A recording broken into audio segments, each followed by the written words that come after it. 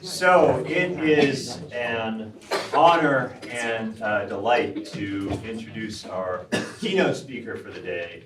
When I started first planning this conference with the Institute for Humane Studies, one of the first and most exciting really things that we do with planning a conference is just coming up with a list of people that you'd like to bring to campus and hear speak and share with your students. So we came up with our list, and then I just said, well, we need a keynote too.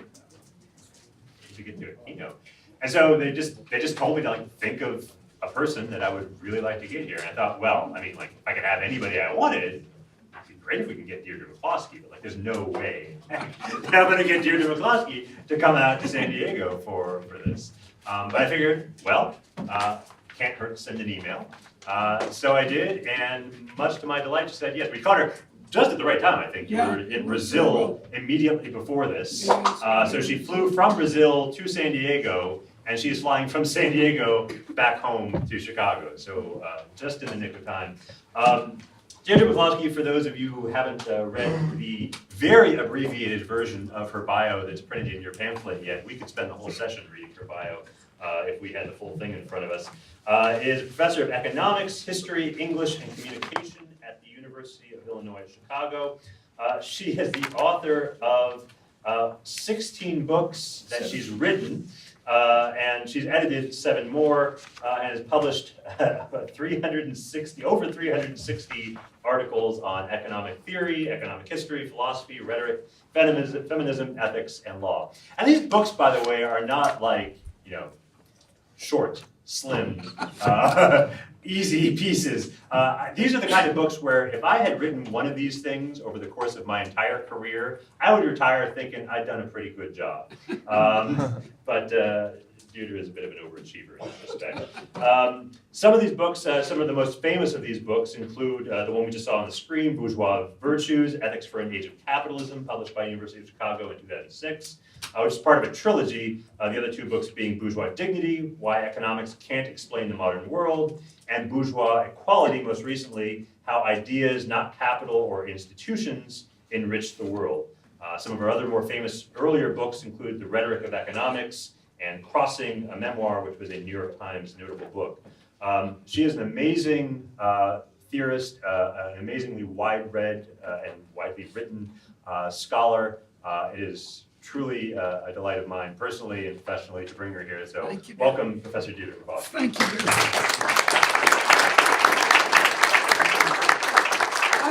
I'm a great admirer of Matt, who's the entrepreneur behind Bleeding Heart Libertarianism, a blog that features a lot of very intelligent philosophical liberals, as I prefer to call them. I have a speech defect, as you can see, and if I stutter as I'm doing right now, don't worry. I'm not gonna break down crying or anything. I've always stuttered since I was little. And it's a free country, so if you can't stand it, I can't stand listening to it. You can run screaming from the room, that's okay, I don't mind. It's a free country. And the free country part is important for my argument this afternoon. 25 years ago, I started on a project which I thought was going to be a defense of capitalism. Now, there are lots of defenses of capitalism. So mine was going to be broader than most of the defenses of capitalism that economists mount. I'm an economist. I didn't say communist, I said economist. I'm in favor of markets and property and free citizens without a lot of nudging from the government. And so that was what I was going to defend. And this first book in the trilogy, I mean, praise the Lord, I finished it 2 years ago. One was it last year? I'm just so pleased that I finished it. The first one, the bourgeois virtues, ethics for an age of capitalism, is a virtue ethical inquiry into what the effects of markets are on ethics and what the effects of ethics are on markets. It's the same approach in many ways of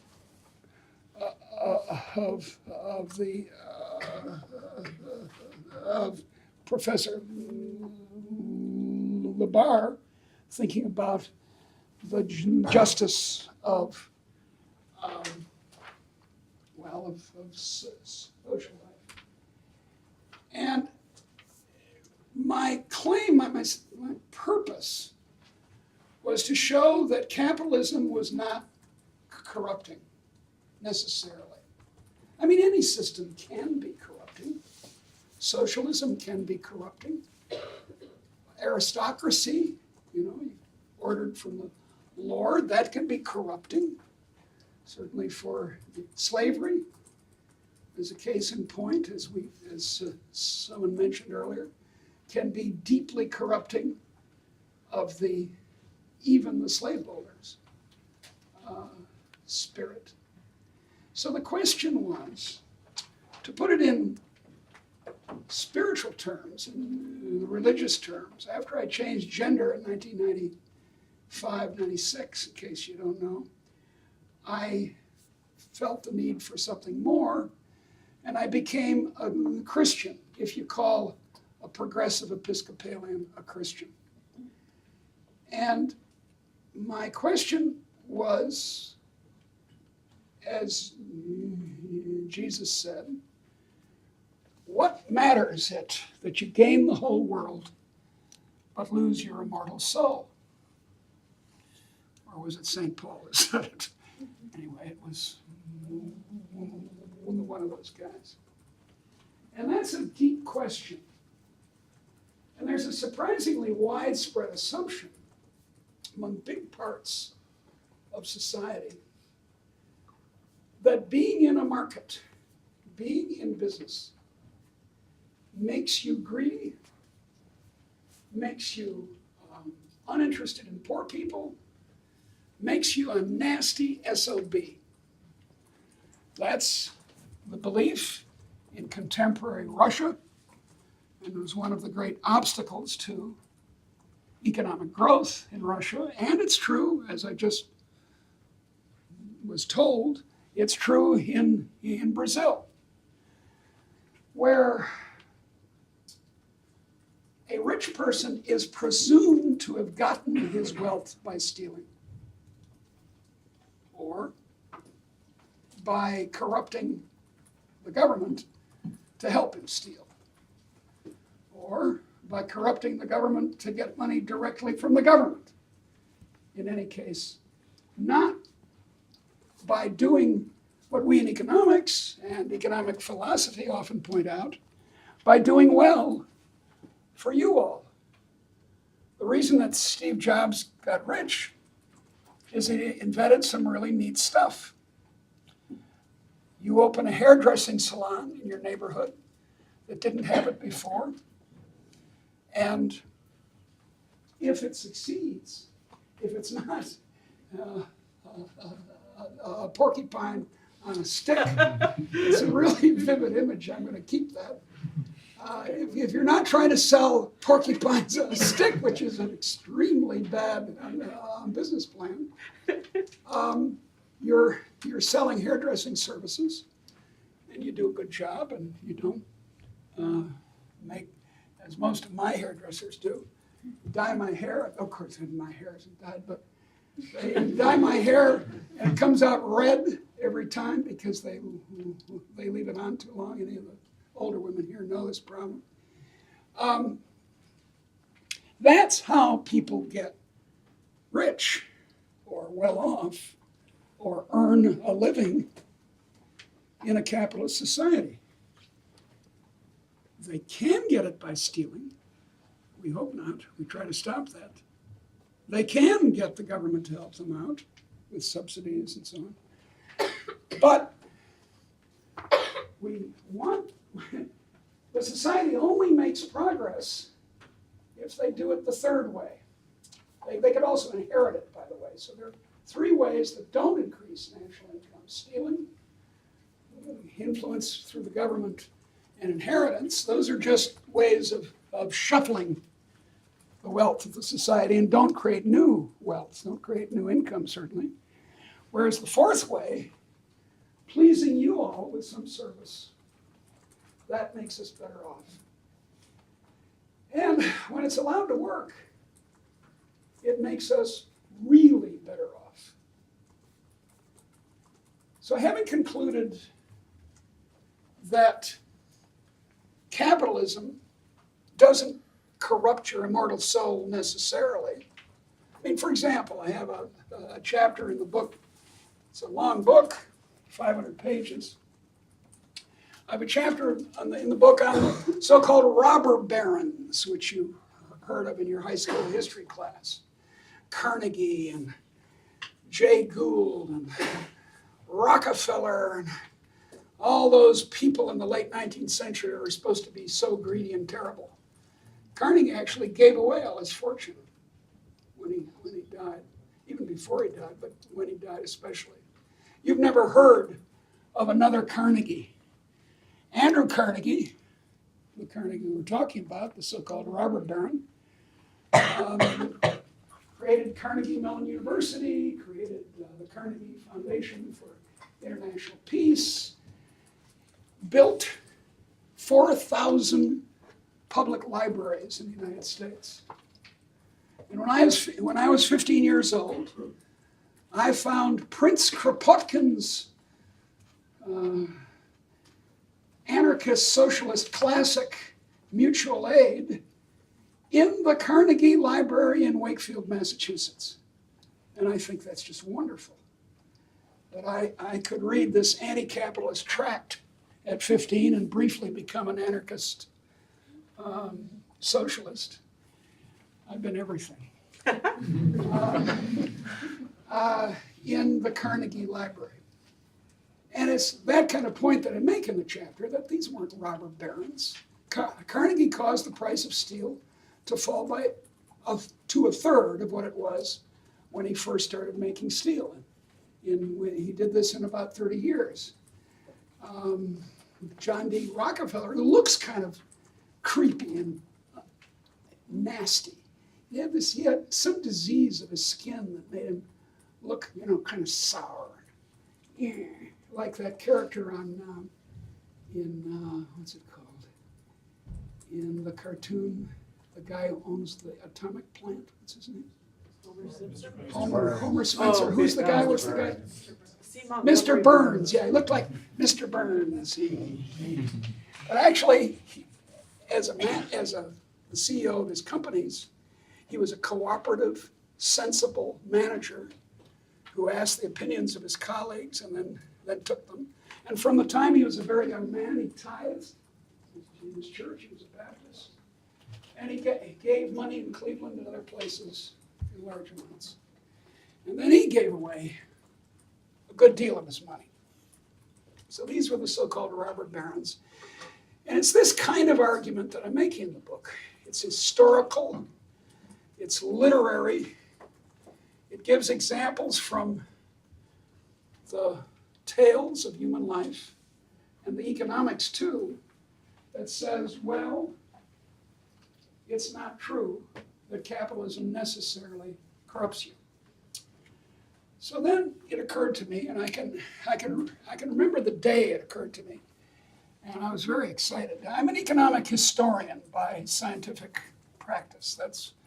I would say an economist, and I do economic history, and that is to say, I study old economies of dead people. The more dead, the better.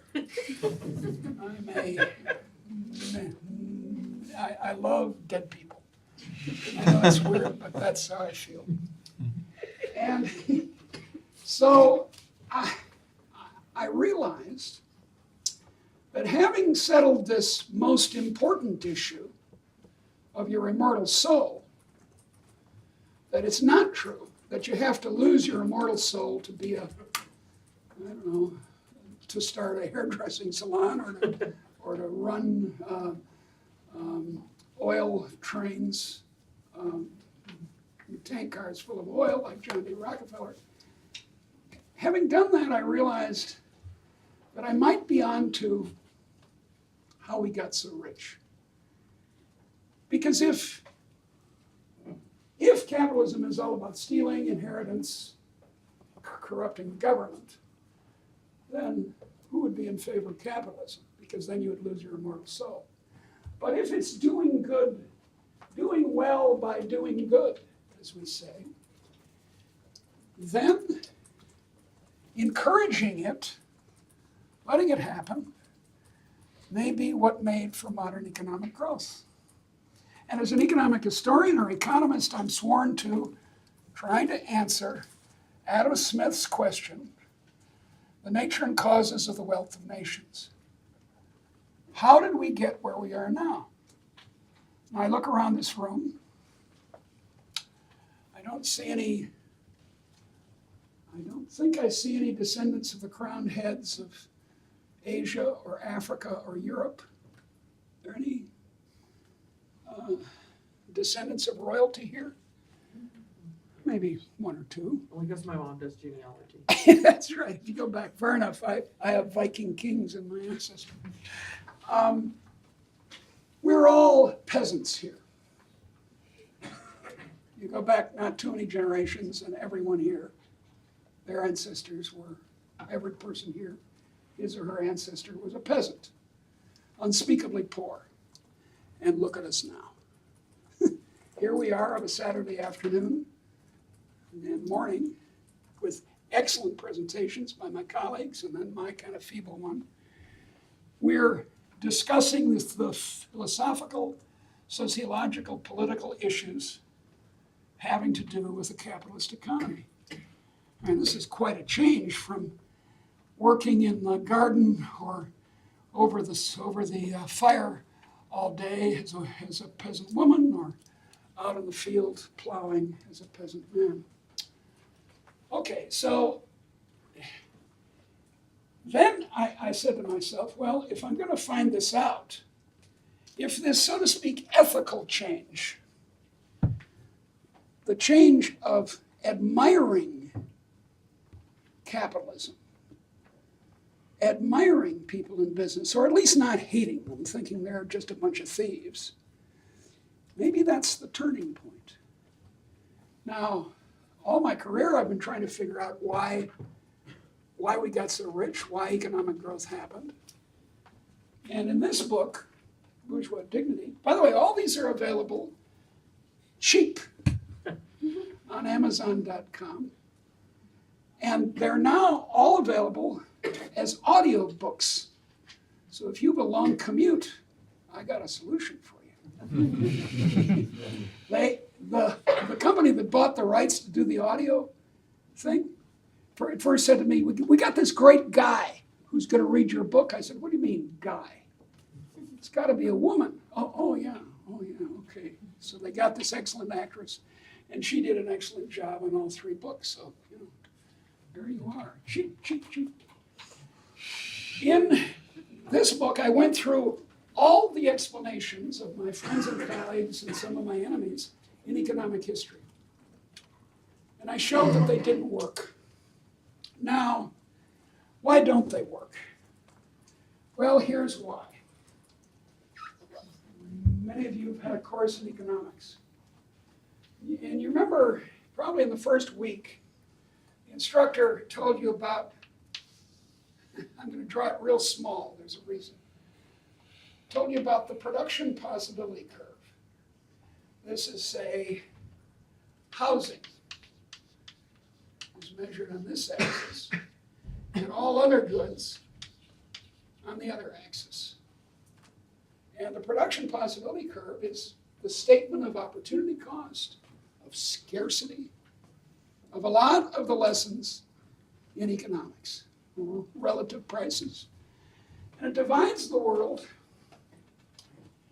into what you can do, and what you can't. Except that if you do foreign trade, suppose this is the per capita production possibility curve in Britain in 1800. Britain, soon to be the United Kingdom, 1800.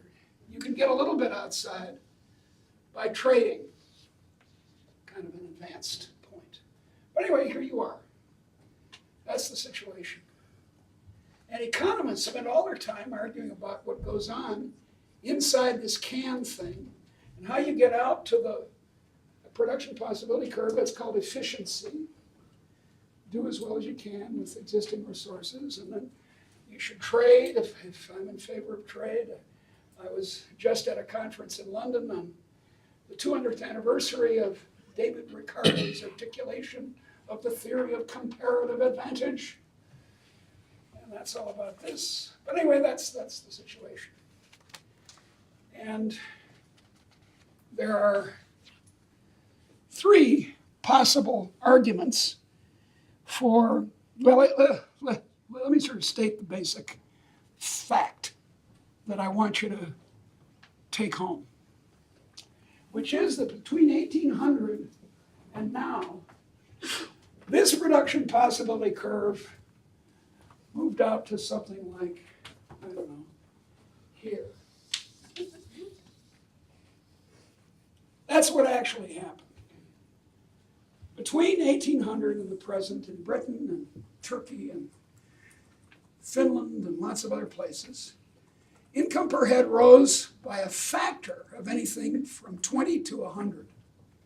A factor. That's 2,000, roughly 2,000% or 10,000%. We're that much better off than our ancestors. And if you don't think so, look around. I have artificial hip joints, as a lot of your grandparents do. And first the right side, then the left. I was walking with two canes, kind of walking. I was going like this before the operation. My grandparents, and especially my great-grandparents, they got arthritis in their hips. They were finished. They ended up in a chair, and then they died from not exercising. And that's a tremendous improvement. Antibiotics. President Calvin Coolidge's son in the 1920s died of a blister that he got playing tennis on the lawn of the White House. He got a blister. This was before antibiotics. It turned poisonous, and he died. A blister. This guy, David Ricardo, I just mentioned, he died at 51 of an infectious disease that is trivial to solve nowadays. We live, again, in caves, you may have noticed, in big buildings of the sort that Dan and I favor. Tall buildings. I live in a loft apartment in Chicago. And without electric lights, it would really be a cave. It would be dark. But you walk in, flick the switch. Air-conditioned comfort. I keep my air conditioner on for 6 months of the year because I don't live in San Diego. I live in Chicago. And on and on and on. Food quality has enormously improved, even though, again, I agree with Dan that our crazy policy about corn has given us, in some ways, a bad diet of food. But it's much more abundant. Once, the average poor person spent 50% of her income on food. Now she spends maybe 15%. And, it's endless. Even economics has improved since 1800. Okay, so that's the great enrichment. It's not quite the same thing as the Industrial Revolution, which is a rather short episode, say from 1760 to 1820 in England,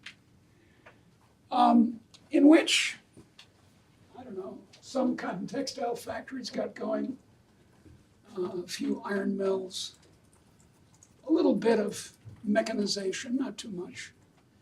That kind of thing had happened before. It had happened in the Song Dynasty in China in the 11th, 12th century. It had happened in Greece, the glory of Greece and the grandeur of Rome.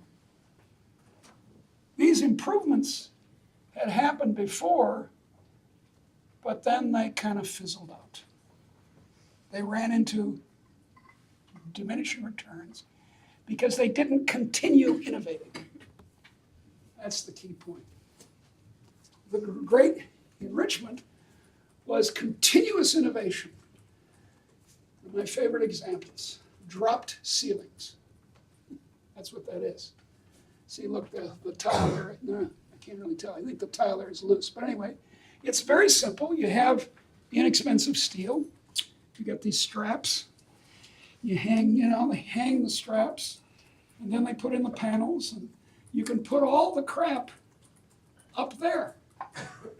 The electricity, the electronics, the plumbing if you want, and then it's real easy to get to if it goes bad. And it's not inside the reinforced concrete, which, by the way, is another wonderful invention.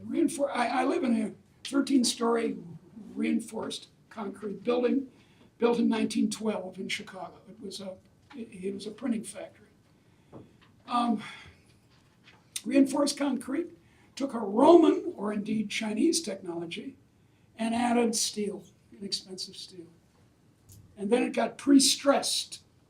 You stretched the steel and let the concrete harden around it. And that gave you an immensely strong material, as good as structural steel, I-beams and so on, to build tall buildings with. So all over the place is reinforced concrete. Improved windows, although those are not such a good example. It's all over the place. Fantastic increase. Here's a wonderful example. In 1956, a trucking firm operator in North Carolina invented containerization. You've seen trucks with big containers on them. You can tell they're containers if they're, if they're ribbed. Makes them stronger so they can be manhandled onto ships. And you've seen railway trains, 100 cars long, with these things stacked, two on top of the other. And they go from Long Beach to Chicago in a continuous stream. That has radically decreased the price of ocean transport. I mean, by down to 1/20 of what it was before, when you had to have guys pulling barrels out of the holds of, sailing ships or even iron ships, longshoremen they were called, and they had their hooks, and that's what they did. Now you just take and then, by the way, they would steal every other barrel. So there's been an enormous increase. Here it is. Why? Now, there are three classes of explanation, and I go into them in some detail in this book. One of them is kind of the conservative view, which is that these wonderful rich people, aren't rich people nice? These wonderful rich people saved more and put the saving back in the economy, and that made us rich. Now, the trouble with that is, one, historical, that lots of economies, humans, since the beginning, have saved. Archaeology speaks of the Acheulean hand axe, used for 1.3 million years by the ancestors of Homo sapiens and then early Homo sapiens. And there are these these stone things with a sharp edge made out of, say, what's it called? What's the stone they use for, anyway? Flint, yeah. They make a sharp edge and the other's not sharp, so you can use it. They call them axes, but they're not really axes. They could be used to throw at animals you wanted to keep away from the kill, for example, and also as knives to cut into the hide of an elephant or a mastodon. That's accumulation. That's savings. The Chinese built the largest canal, the longest canal in the world, and they invented locks to go up over mountains and back down hundreds of years before the Europeans. And they built, notoriously, the Great Wall of China. So come on, investment is, the Romans did aqueducts carrying water to their cities. Okay, so the conservative argument can't be right. The other reason it can't be right is this same diminishing returns. If you don't innovate, if you don't have a new idea for investment, and you're just piling brick on brick, kind of in a routine way, that's not terrible, but it's only going to earn the normal rate of return. And it's not going to have this extraordinary effect of driving out the production possibility curve, per capita production possibility curve. Keynes said in the 1930s, John Maynard Keynes, the famous English economist, said, without innovation, the marginal product of capital, we call it the marginal efficiency of investment, could be driven down to zero in a couple of generations. So you wouldn't earn anything. Look, if we were to build an exact copy of this building next door, well, you'd get some more use. But then try building another building of exactly the same as this. So now you have 3 buildings. If you don't like that, do 4 and 5, and eventually you're going to get sharply diminishing returns. It's not going to be a good idea to build even the second building and certainly the third. Now that's the conservative argument. The Marxist or left-wing argument is that exploitation was the cause of this enormous increase. Well, the rich, the bastards, extracted money from poor people and invested it, and that made us rich. And you see, it's got the same argument as the conservative argument does about investment. So it's got the same problems. And it's got its own problem, which is that we've always exploited each other. Humans do. Men exploit women and have massively since the beginning of time. Stationary bandits, as was mentioned, that is lords, guys on horses with swords, exploit the peasants who have to stay where they are because they're agriculturalists. They're cultivating the soil. They can't run away. They can't run away because their crop is there. That's what they're going to eat next year. So they're caught. Or imperialism is another version of this left-wing argument. That Europe's rich because it exploited Africa or India or Latin America or anyone else. And the problem with the extra problem that this left-wing argument has is that these numbers are too small to be worth considering. India, for example, was not exploited by the British. In fact, protecting the sea routes to India was the job of half the Royal Navy in the 19th century. The Royal Navy was a very expensive item. Who paid for it? The Indians? Oh, no way. The British people paid for it. Example in our own history in the United States is paying for the French and Indian War, so what we call the French and Indian War, also known as the 7 Years' War, in the middle of the 1700s. The colonists, who were delighted that the British redcoats beat the French and their Indian allies, great, now we can go to Kentucky and not be bothered, wouldn't pay anything. It was one of the causes of the American Revolution that we resented even paying a little bit.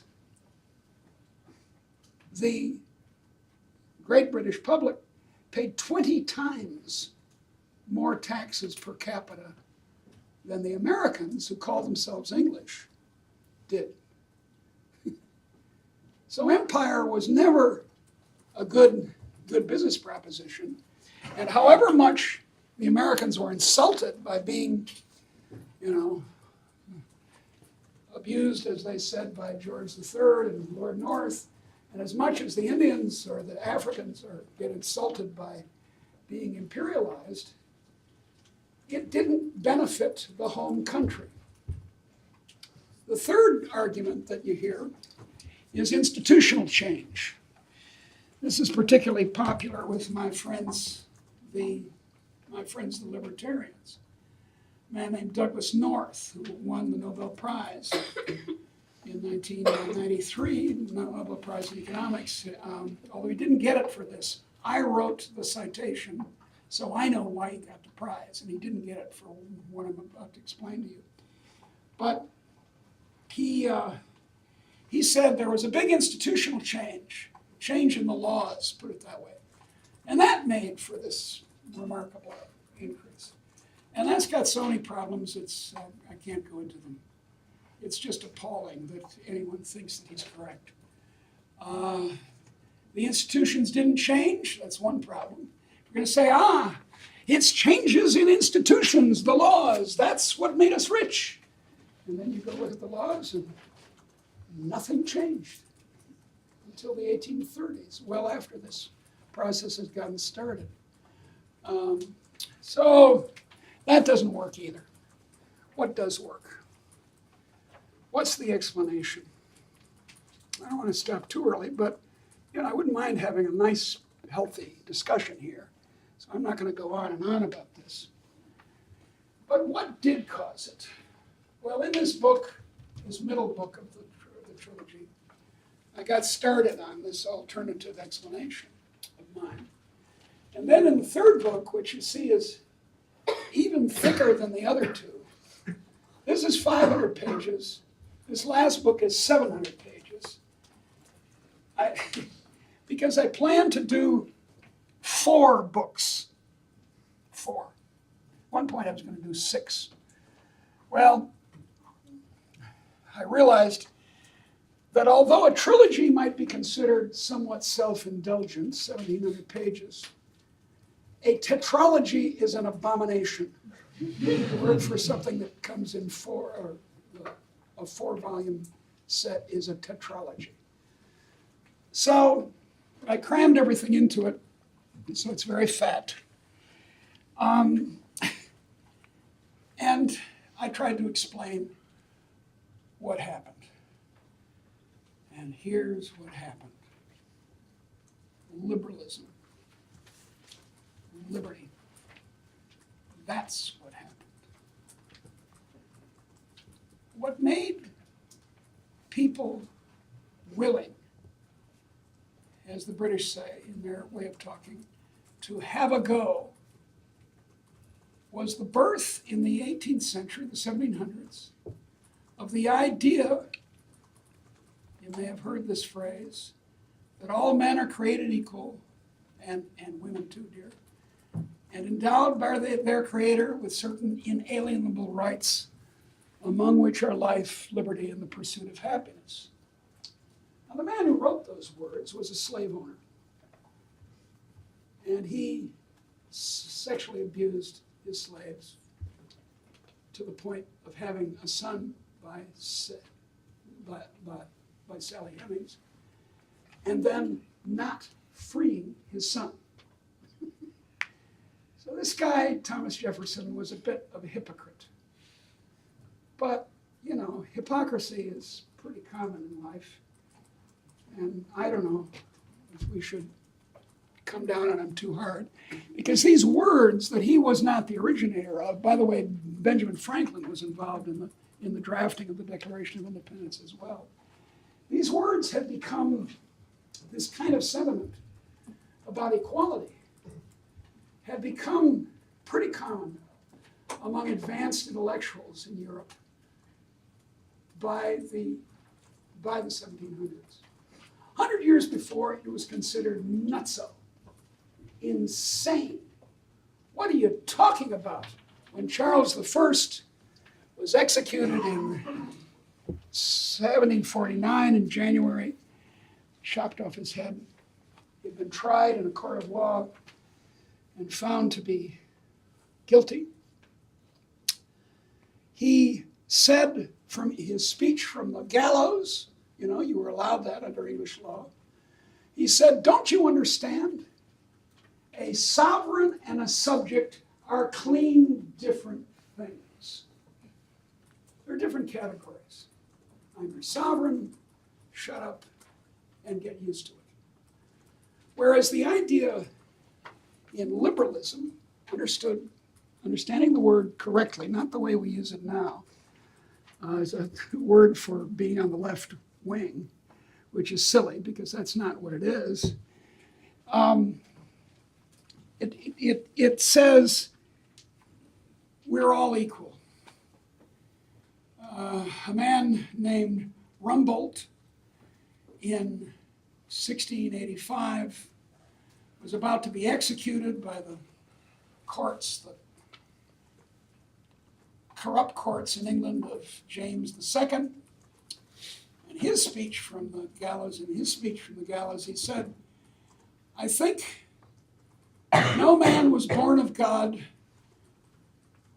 with a inferior to any other, because no man is born with a saddle on his back, neither anyone born booted and spurred to ride him." Now, the people gathered to scorn him on his execution. He was hanged. They didn't think this was true. I mean, the common people didn't think it was true in 1685. No one thought it was true. They thought it was crazy. What are you talking about? You're just a subject, not a king. You're not a nobleman. What's this all about? Shut up. This guy was known as a leveler. Equality. But by 1776, Adam Smith, the blessed Adam Smith, was saying, I always cross myself when I mention Adam Smith. When I was in Russia, I gave a talk like this, I crossed myself like this. So this is tricky cultural stuff.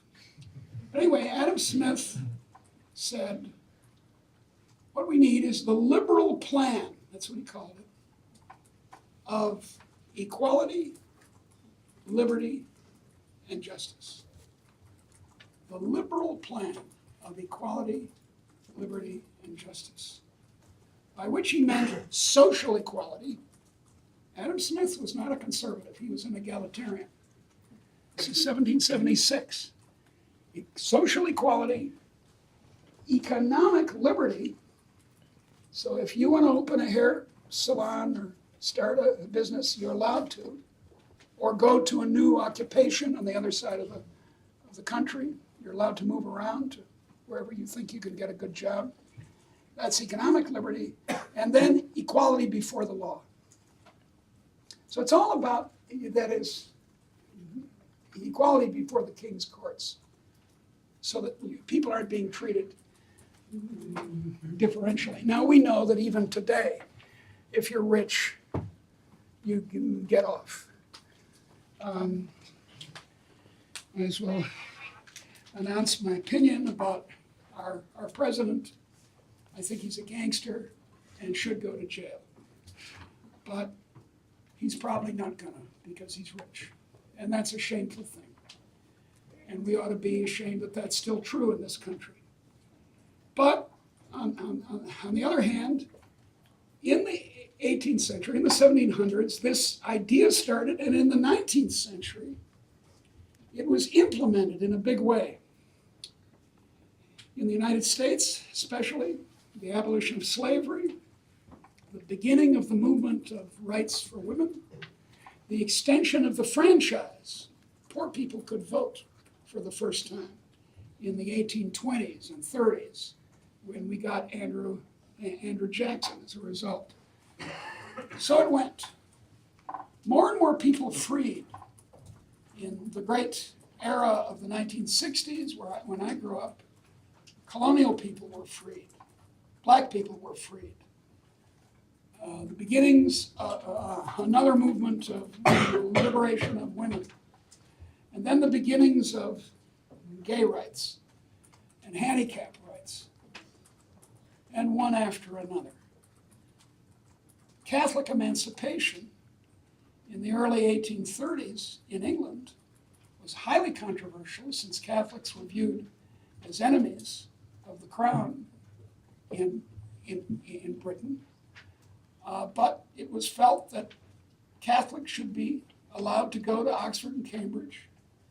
Jewish emancipation, et cetera, et cetera, et cetera. All these emancipations. Now, so what? I mean, on the one hand, we all agree it's a good idea to treat people with equal dignity and to emancipate them. We all think that's grand, and I do. But it had a gigantic economic effect. And this is how I explain the enrichment of the modern world. A factor of 20 or 30 or 100. The increase in 2,000%, 3,000%, 10,000% over per capita income in real terms. This all allows for inflation from 1800 on. By the way, it's completely unique. That order of magnitude of the great enrichment had never come close to happening. You know, a standard thing I do all the time is show you, we'll start with 200,000 BCE. Something like the mitochondrial Eve. And very charmingly, we've discovered through other genetic inquiries, about the same time, Adam. And from this couple, we all came. Everyone here, by the way, is an African. Everyone here in this room, because Homo sapiens developed in Africa. My people came out of Africa about 30,000 years ago and turned left. Yours kept going straight. Your ancestors, for the most part, stayed in Africa. Let me see if I can spot anyone else. Any South Asians here? South Asian, right? Mexican. What? Mexican. Any South Asians here? Any Indians? Pakistanis? Anyway, they turned right. It's a very simple story. It's not very informative. But we start there. These are hunter-gatherers. And here they are going along at $3 a day, $2 a day. There it is. My finger can do scientific diagrams. It's like a concert pianist. It's in my fingers. So it goes along here, and we'll make that thing there now. And then about here you get the agricultural revolution in 9 different parts of the world. In Mesoamerica and South America, in New Guinea, Sub-Saharan Africa, Northern China, Southern China, what's now Iraq. We start domesticating plants and animals. And there's a little increase, but it causes population increase, so it goes back to $2 to $3 a day. It goes here, here, here. Now we're at 1800. And it goes like this. The sound effects are important. Income per head in the world, including places that are still very poor, like Chad and so forth, increases by a factor of 10. And in the countries that fully adopt capitalism and have good luck in that connection, it's 20 or 30 or 100 times. So it's utterly unique. And it's caused by treating people equally. You start treating people equally. I agree with you that it's not complete, and we've still got a lot of work to do in treating people with equal dignity. I get it.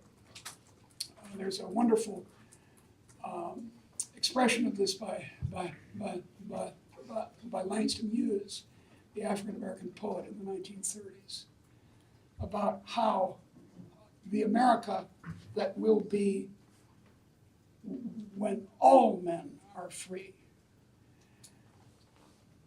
But it's a heck of a change from the hierarchy and rigidity of all earlier societies. Now, this wouldn't be true of hunter-gatherers. Hunter-gatherer societies are very egalitarian, but agricultural societies are not.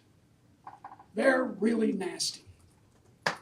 You have lords, you have priests, you're stuck, you have envious fellow peasants. There's a story from the Czech lands, a tale that goes that Jesus and St. Peter wander the countryside in disguise, looking for a peasant household which will take them in and give them room and board for the night. And a generous family does. And in the next morning, Jesus reveals himself. And he says, because you were so good to us last night, you can have anything you want. And the husband and the wife consult in whispers. And the man turns to Jesus and says, our neighbor has a goat, which he milks every day. And Jesus, anticipating, says, so you want a goat too? No, I want you to kill the neighbor's goat. And that kind of deep envy is what an agricultural society inspires. So anyway, that broke down. And it's the only way to explain this wave of innovation, which continues down to the present day. You've heard a lot of sort of miserable talk about how technology is slowing down. It's a lot of baloney. People love to be told that the world is coming to an end. The formula for an economic bestseller is to say that the world is coming to an end. I have a way of postponing it a little bit. And then you'll sell hundreds of thousands of copies to people who love to hear, oh yeah, boy, have you heard? Things are getting worse. And that's complete nonsense. It's not true, as you hear on the news all the time, that income per head in the United States has stagnated in the last 30 years. That is wrong. That is incorrect. Income has continued to go up, not at the speed of India or China, but it's continued to go up. So, it's liberalism. It's this idea of equality in society, in economic behavior, economic rights, and in the law that made the modern world. Now, the idea, as I argue in this big fat book, came from accidents of European history, starting with the accident of the success of the Protestant Reformation, which started 500 years ago this year, in 1517. It succeeded. It didn't have to. Martin Luther could have caught a cold and died at any moment. I mean, there are all kinds of little things that could have happened, but it didn't. It succeeded. The Dutch revolt against the Spaniards, the Dutch Protestants against the Spaniards. 80 years they fought against the Spaniards. An 80-year revolt, rather like Vietnam against the Americans. And like the Vietnamese, you should see this wonderful series on TV about the Vietnam War, the Dutch succeeded. the English Revolution of the 1640s, which, as I told you, resulted in the execution of an anointed king. It shocked all of Europe. Europeans were accustomed to kings and queens having violent deaths. Yeah, okay. But not to be tried in a court of law and executed for crimes. That's shocking. That asserts the dominance of ordinary people over the king. It asserts in particular, the dominance of Parliament over the king. And then the American Revolution, which is much more violent and scary than we usually present it when we study it in high school. You know, it's the glorious thing. Actually, these patriots fought against terrible King George, and now we're a free people. Well, that's not really how it went. It was a violent civil war. But 1/3 of the country was loyalist. Benjamin Franklin's son was the royal governor of New Jersey, and he stuck with the king, and Benjamin Franklin did never speak to him again. 1/3 patriots, so-called, the revolutionaries, and 1/3 in the middle. And then the French Revolution of 1689. And all of those could have gone the other way. And there wasn't anything deeply European about them. There was nothing about white people in this tiny little corner of northwestern Eurasia that made them inevitable as the people who would have a great enrichment. In fact, if you were a betting person in 1492 and you knew that there was going to be a great enrichment, you'd have to be crazy not to bet the farm on China. Because China in 1492 had the best laws, property laws, had the best technology, had the best science, had peace and prosperity. 1492, the best ships, the best anything you could name, the best canals I've told you about. So that's it. It's all about the accidents that led to, you can kind of see it in the Protestant Reformation, to a assumption by ordinary people that they could take over their lives, that they were not to be governed or nudged by any damn lord. They were to be free. That's not true of all the Protestants. The Lutherans and my people, the Anglicans, still had a hierarchy, a church hierarchy. They didn't have the Pope, but they had bishops, and the bishops appointed the priests in each town. But the more radical Protestants, the Baptists, the Anabaptists, and then in England in the 1640s, the Quakers, being the extreme case, didn't have any.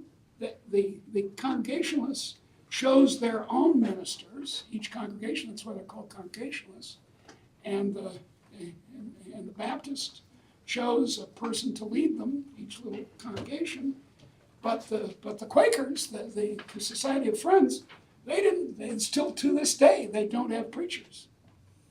If you should go to a Quaker meeting sometime, it's quite informative. They just sit there and wait for the Spirit to descend, and then they speak. And that kind of event, the inspiriting, the elevating of ordinary people to agency, put it that way in modern terms, that's what was unusual in the accidents of European politics from 1517 to 1789. So that's my story. That we got rich because we became free. Imperfect though it is, that's what accomplished it. Thank you.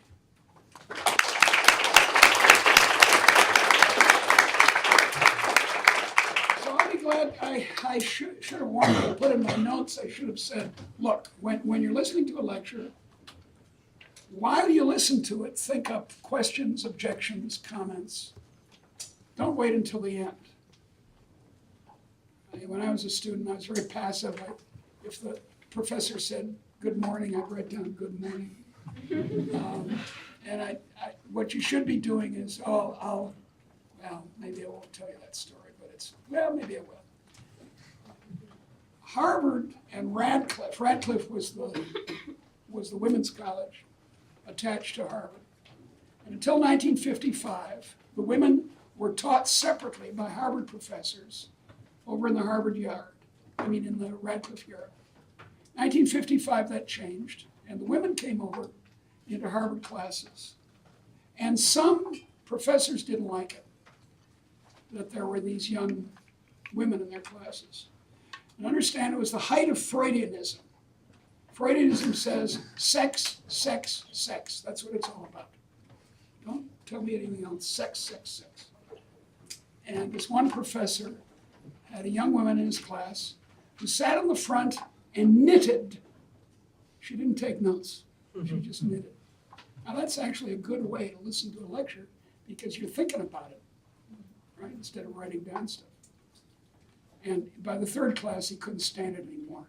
And he pointed to her, middle of the class, and said, "Young woman," see, Freud, sex, sex, sex, "do you know that knitting is a form of masturbation?" Shocked. And without missing a beat, she looked up and said, "You do it your way, Professor, I'll do it mine." If it didn't happen, it should have happened. So anyway, that's my story.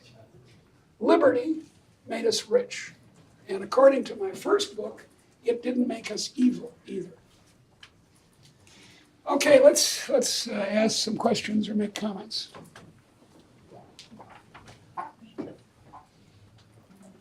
Yeah. So I know in the book where you talk about the virtues, Yeah.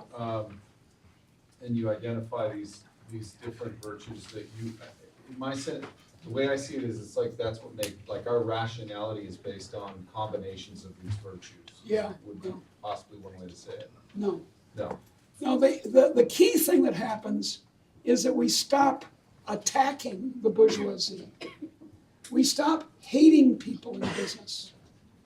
So we stop recognizing that there are versions of courage and hope and prudence that we call enterprise, that we admire.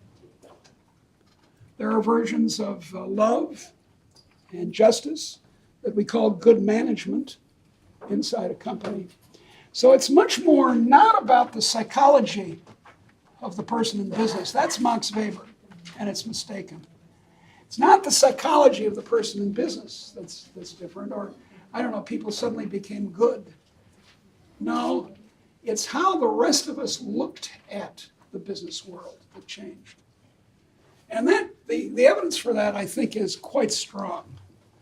In the third volume especially, I give a lot of evidence that there was a big change in England in particular. It started in Holland in the 1500s, and by the late 1600s was starting to affect England, and then after a while Scotland. And this change in attitude was, I call it the bourgeois revaluation. That was the big thing.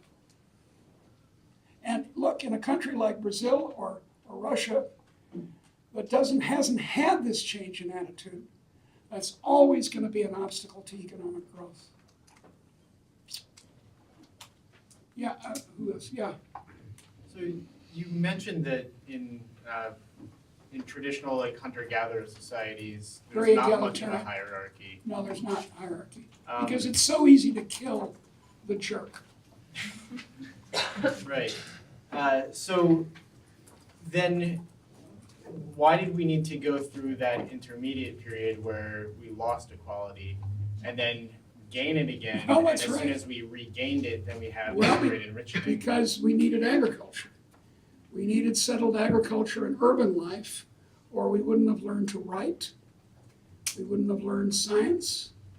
We wouldn't have learned mathematics. We wouldn't have learned, well, we also wouldn't have learned how to do big armies to slaughter each other. But the agriculture, and it's not that we needed it. For one thing, it happened. But in any case, agriculture is necessary for an urban society. That's the miracle of Peru and Guatemala, and those areas, and in Mexico, that they developed completely independently of anyone else in the world. They domesticate potatoes and what do they call alpacas, what do they call it in Peru, and then in Central America they not domesticate so much. They start eating chocolate. I mean, God, imagine life without chocolate. And they domesticate corn. And then they build cities. And then in Central America, they invent writing. So it's just how it went. It had to. So Because we couldn't have had even an industrial revolution, not to speak of a great enrichment, unless we had urban societies. do you think we could have had that without the loss of equality? So given that there were No. multiple independent examples, and in all cases, when people become sedentary, we No. get hierarchy. As soon as they become sedentary, that becomes a problem. Now, look, there are cases of egalitarian societies, a little bit. I mean, the Icelandic sagas tell of a society in the 9th and 10th century in Iceland, which is egalitarian, except, wait a second, it's not egalitarian for the ton of slaves they had. It's only for free people, free men, because it's not egalitarian, even though the Icelandic women were sassy, they weren't equal to the men. So, agricultural societies are hierarchical. Yeah, I see you've drawn like this huge like increase in prosperity from like the past into like where we are now. Yeah, I it's a can't couple of help but centuries. Looking at it and seeing how it kind of almost looks like a bubble, and I'm wondering if No. there's a way in the future you could see it going too far. No, And no, it's not gonna go too far. It's permanent. well, I'm thinking specifically of like, can there be a way for there to be too much freedom granted to certain people, like say in the case of access to credit, which then creates debt, and actually on the surface it might increase their freedom, but in the long term it decreases. I don't wanna use the word freedom to talk about being rich. I think that's a mistake. Freedom is freedom from coercion by other human beings. As was said, by unequal contracts. That's freedom. Being rich is being rich. And we're permanently rich. Now, we can shoot ourselves in the foot. The Europeans did in 1914, and they only really got over it until 1989. You can think of those years as being a European civil war, which now Putin has revived. No, it's not a bubble. It's not going to go back. Don't believe all this talk by Bob Gordon and others about how the world is coming to an end. It's not. And in particular, my confidence in this is greatly increased by the successes of China and India over the last 30 or 40 years. These were unspeakably poor countries, which when I was a young economist, we thought were hopeless. I mean, how can India grow at 4.5% annually? They're all Hindus. What can you do with Hindus? And we said about China, China can't grow at all. They're all Confucian. What can Confucians do? I mean, it's such stupid talk. It was this cultural Eurocentrism, which kind of suggested the only people who can grow, can experience this thing are white people, especially those who speak English. I mean, this is pazzo loco.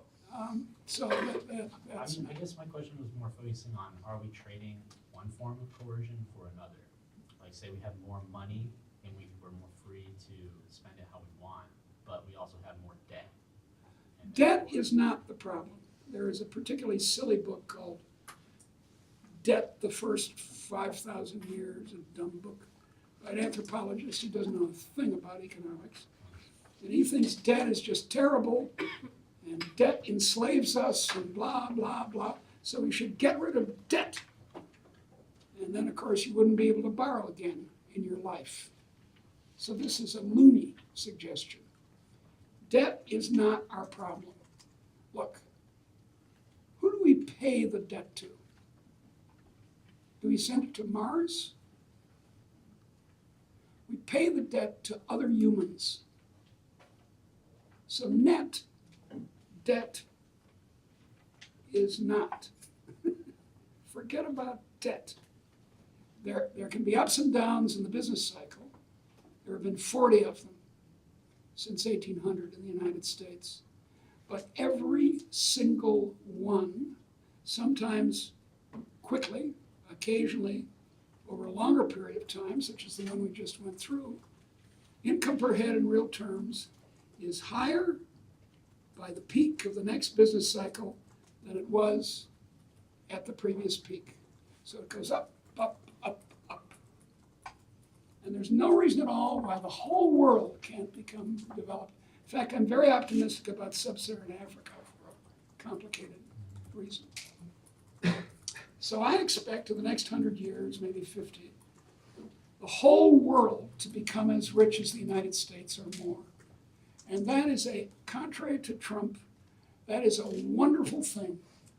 It's going to be wonderful because all these people are going to be innovating. They're going to have engineers and entrepreneurs and musicians and doctors and I don't know, mathematicians inventing stuff like mad all over the world. And by the way, just let me say the conclusion of my argument about sub-Saharan Africa.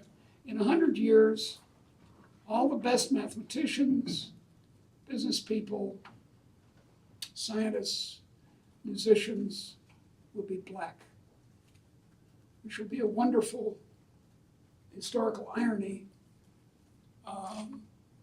about East Asian and European racism.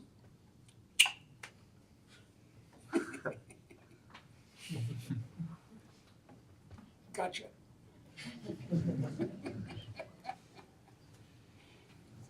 Come on, who else wants to defend the honor of the studentry? Good deal. I'd like the next voice, I'd like to be female. Come on, girls. Shape up. So there seems to be a big disconnect. Say it louder so they can hear. There seems to be a big disconnect between the fact, like you said, that workers' wages have gone up by an increase of like a factor of 30. Yeah. And what people believe to be the case. I know. Is like the opposite. I don't know if I you know. saw that debate between reason and Jacobin. It's really a big problem because people will say, you'll hear it all the time, the rich are getting richer and the poor are getting poorer. People love to say that for reasons I don't know. It ain't so.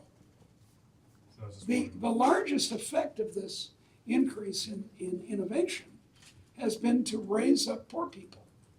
Poor people were, if you were Jane Austen, you got along reasonably well in 1810, though she died prematurely of a disease which we can now cure. But anyway, she had adequate food and shelter and so on, nice empire gowns and everything. But if you were poor in 1810, you were in terrible shape in England. And now even the poor in England, well, let's take the poor in the United States. Even the poor in the United States have housing, adequate food, access to education if they can find it, if they aren't being enslaved by the public schools. So be optimistic. The world is getting better.